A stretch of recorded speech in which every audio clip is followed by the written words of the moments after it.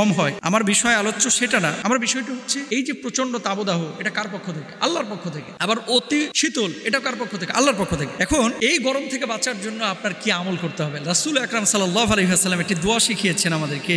গরম এটা মূলত আল্লাহর পক্ষ থেকে, জাহান্নামের পক্ষ মানে থেকে। আল্লাহর ক্রোধের বহির্প্রকাশ হচ্ছে এই উষ্ণতা। তো দোয়া করতে বলেছেন কোন থেকে বাঁচার জন্য? রাগ থেকে বাঁচার জন্য। আল্লাহ রাসূল এভাবে আল্লাহুম্মা ইন্নী আউযু বিকা মিন জাওয়ালি নি'মাতিক। 2 নম্বর বলেছেন ওয়া তাহাউলি আফিয়াতিক ওয়া ফুজাআতি নি'মাতিক ওয়া জামিআ সাখাতিক। রাসূল আকরাম সাল্লাল্লাহু আলাইহি ওয়াসাল্লাম এই দোয়াটি শিখিয়েছেন এই প্রচন্ড তাবদাহ থেকে, গরম থেকে বাঁচার জন্য। অর্থ কি? হে আল্লাহ, আমি আপনার কাছে আশ্রয় চাচ্ছি আপনার নিয়ামতের বিলুপ্তি, আপনার অনুকম্পার পরিবর্তন, আকস্মিক শাস্তি এবং আপনার সমস্ত ক্রোধ থেকে। সুতরাং আল্লাহর কাছে প্রার্থনা করতে হবে 1 নম্বরে। 2 নম্বর বিষয় হচ্ছে যে জোহরের নামাজ অনেক মসজিদে একটাই হয়, অনেক মসজিদে 1টাই হয় শীতকালে। আর গরমকালে আপনারা জোহরের নামাজটা পড়বেন 1:30 বা 2:45। মানে রাসূল সাল্লাল্লাহু আলাইহি ওয়াসাল্লাম একটু দেরিতে গরমকালে নামাজ আদায় করতে বলেছেন। আবু যর রাদিয়াল্লাহু তাআলা আনহু বলেন, এক সফরে আমরা আল্লাহ রাসূল সাল্লাল্লাহু আলাইহি ওয়াসাল্লামের সঙ্গে ছিলাম।